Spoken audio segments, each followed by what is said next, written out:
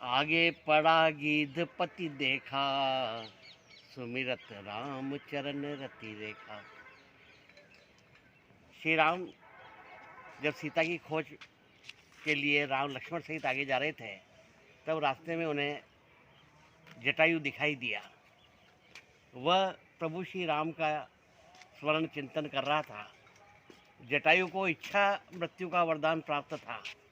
वह जब चाहे तभी अपना शरीर छोड़ सकता था।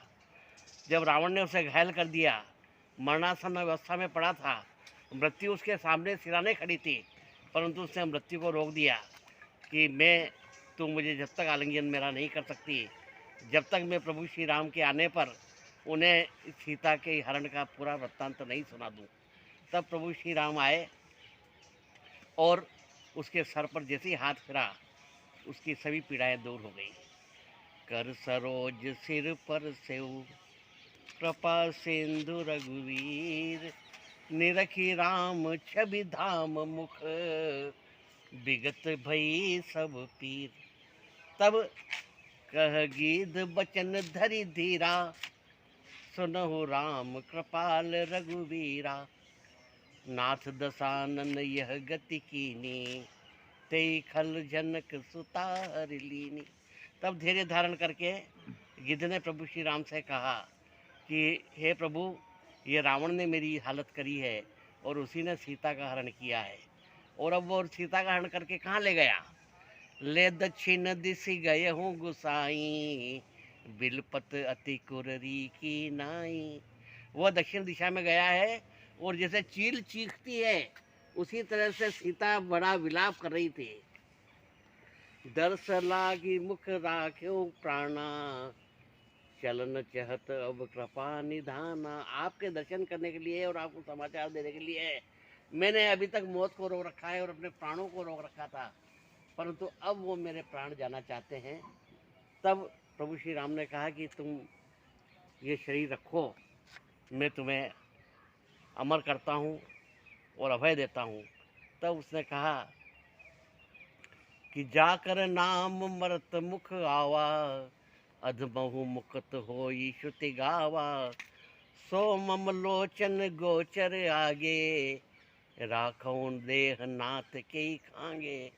के श्रुतियों में कहा गया है कि यदि प्रभु श्री राम जिसके दृष्टि गोचर हों और प्राण निकल रहे हों तो वह मुक्त हो जाता है। और ऐसा अवसर आज मिल गया है मेरे को, ऐसा अवसर फिर कब आने वाला है? तब जल भरी नयन कही प्रभु बाता, कि प्रभु श्री राम ने फिर आंखों में आंसू भर लिए और उन्होंने कहा कि तुमने अपने कर्मों से ही अपनी गति पाई है। परहित बस जिन के मन माही, तेई कह जग दुर्लभ कछु नाई। जिसके मन में दूसरों का हित करने की भावना हो, उसके लिए इस मनुष्य जन्म में कुछ भी दुर्लभ नहीं है। तन तज जात जाहू मम धामा, देव कहाँ तुम पूरन काम। ये शरीर छोड़ दो और अब तुम मेरे धाम में चले जाओ। तुमको मैं क्या दे सकता हूँ? तुम तो सभी पूर्ण काम मनाएं तुम्हारी पूर्ण हो गई है, इसलिए अभी तुम्हारे को कुछ प्राप्त करना शेष नहीं रहा है। सीता हरन तात जनी कऊ, तात पिता सन जाई, जो मैं राम तो कुल सहित कई दशानन आई।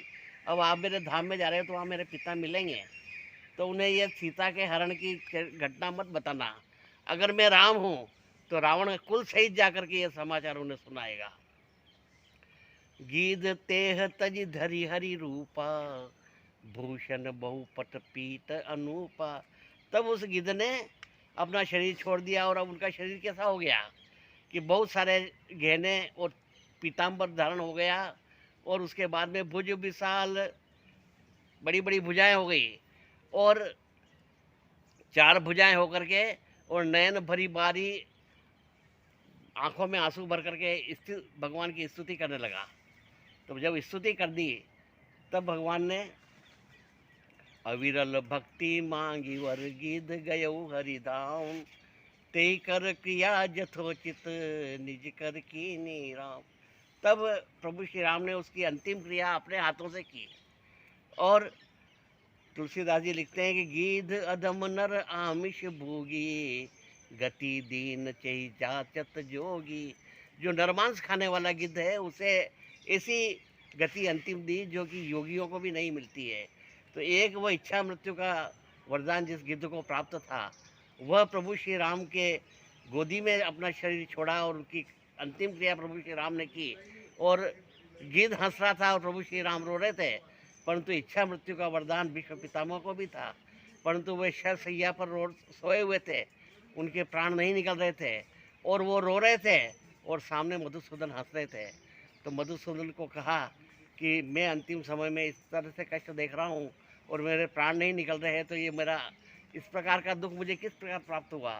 तो प्रभु श्री मधुसूदन ने कहा कि त्रेता में जटायु ने एक नारी के अस्मृत की रक्षा के लिए अपने प्राण दे दिए और वो जानते हुए भी कि रावण से मैं जीत नहीं पाऊँगा, फिर भी उसने नारी की रक्षा के लिए अपने प्राण दिए। परंतु तुम समर्थ थे, तुम चाहते तो दुर्योधन को, दुशासन को ललकार सकते थे, उन्हें रोक सकते थे, परंतु तुमने जो द्रौपदी का चीरहरण हो रहा था उसमें मूक दर्शन बन के रहे, इसलिए उसका दंड तुम्हें यह मिला है कि तुम्हें ये असहनीय दुख मिल रहा है और इस प्रकार से तुम मृत्यु को प्राप्त हो रहे हो।